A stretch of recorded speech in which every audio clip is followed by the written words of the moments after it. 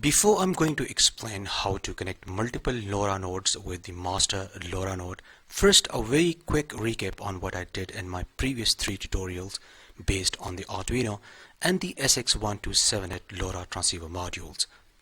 In my first video, which was based on the Arduino and SX1278 LoRa transceiver modules, I explained the maximum basic things including the SX1278 LoRa module pinout, technical specifications and its interfacing with the Arduino. I demonstrated 2 beginners level projects, the Hello World project, in which I was simply sending the Hello World message wirelessly to the receiver LoRa module, and then in the next example I modified the same program and converted it into a sensor monitoring system. In my second video tutorial, I explained how to make a long-range wireless two-way communication system using the same 433 MHz SX1278 LoRa transceiver modules. In this project, I was sending the potentiometer value from the master node to the slave node, and then I was printing its values on the I2C supported OLED display module. While on the other side, I used a push button and I was able to send the button status as you can see on the serial monitor. You can use multiple buttons and control multiple things as per your requirement. In my third video, I explained how to monitor multiple analog and digital sensors connected to the Lora Node1. For the demonstration purposes, I used a potentiometer, flame sensor and digital LDR sensor board. This system was quite responsive and the communication was too fast. With such fast wireless communication, you can control RC planes, robots, servos, DC motors, etc. Next, I checked the flame sensor, which did its job by detecting the fire, and I was able to send the flame sensor values wirelessly to the master LoRa node along with the other sensors values. You can modify this code to make a fire alarm system. Anyways, finally I tested the LDR sensor board and I used it for the day and night detection. While performing the tests, I also explained how to change the sensitivity of the LDR sensor module. Personally, I highly recommend you should watch this video, because from this video you will learn how to send all the sensors values in one message, and then how to split the sensor values and store them in separate variables. So that's all about my previous work on the SX1278 LoRa module. In today's episode, you will learn how to perform two-way communication with multiple LoRa nodes. Right now I have only 3 LoRa modules, so I'm using one as the master node and the other 2 as the end devices. To the master LoRa node, an I2C supported OLED display module is connected, which I'll be using for displaying the data received from the other 2 LoRa nodes. To the Lora Node1, a potentiometer is connected, which I'm going to use as the sensor. You can replace this sensor with any other sensor of your choice. To the Lora Node2 DS18B20 waterproof 1-wire digital temperature sensor is connected. So you can see to the LoRa nodes or end devices 2 different sensors are connected. We will be sending its values to the master node along with the Node1 or Node2 information. You can add more LoRa nodes with the same or different sensors connected. So let's go ahead and check how this system works. The master LoRa node first send request to the Lora Node1. For this, I created a timer using the millis function. So for the first 5 seconds, the master node sends multiple requests to the Lora Node1 and receives data from the Node1. This time duration can be changed in the programming, but it's good to give it enough time so that the master node can get multiple replies from the end device. As you can clearly see, for the first 5 seconds, it receives data from the Node1, and then for the other 5 seconds, it receives data from the Lora Node2. The node name is also printed on the OLED display module, so there is no confusion at all. As this entire system is based on the two-way communication, so you can also send commands to remotely controlled devices connected with the LoRa end devices.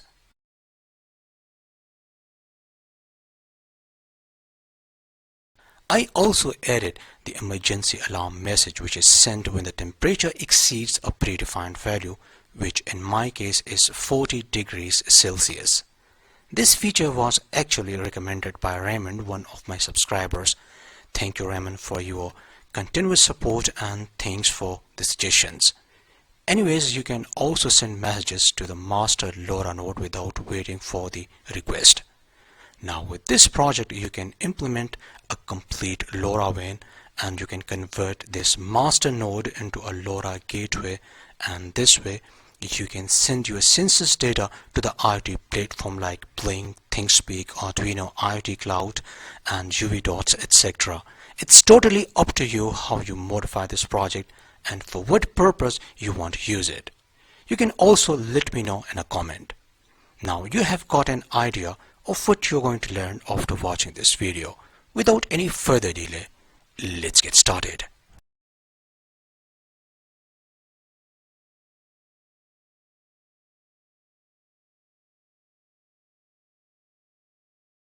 The components and tools used in this project can be purchased from Amazon. The components purchase links are given in the description. This is the circuit diagram of the master Lora node. The connection of the SX1278 Lora module and OLED display module remains exactly the same as explained in my previous tutorial. For detailed explanation, watch my previous tutorials or read my articles available on electronicclinic.com. This is the circuit diagram of the Lora Node1. The connection of the SX1278 Lora module remains exactly the same.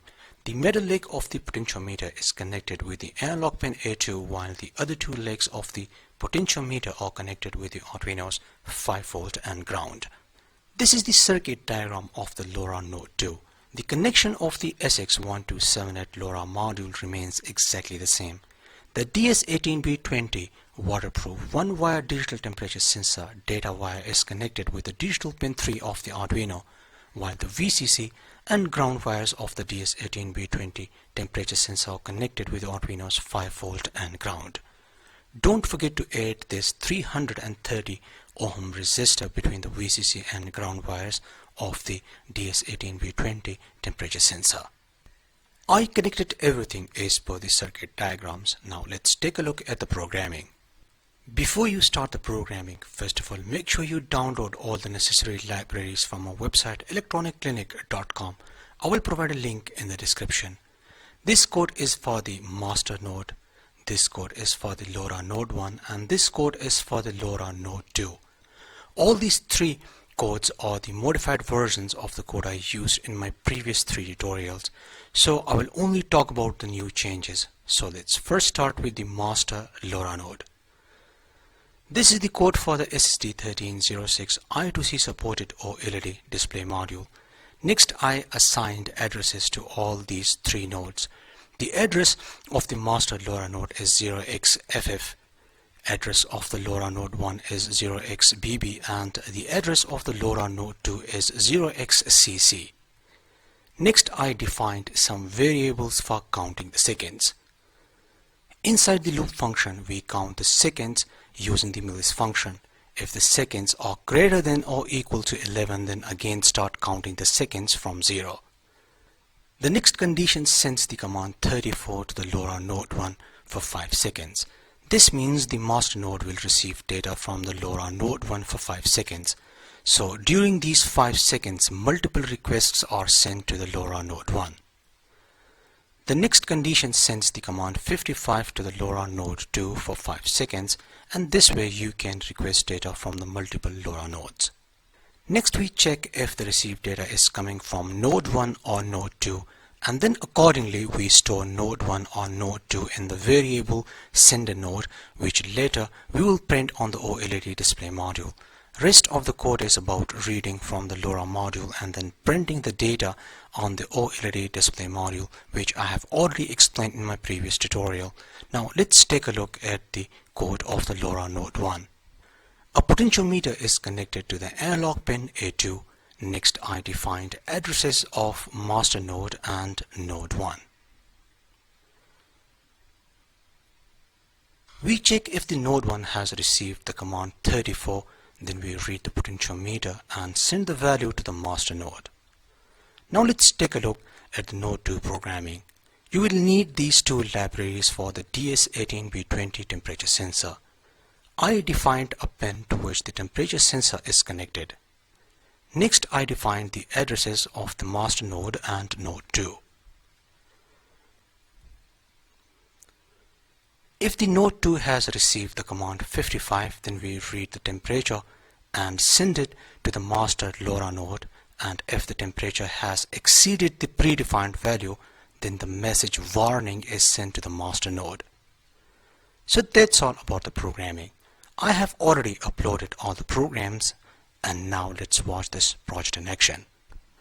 Support me on Patreon for more videos. I hope you liked today's episode.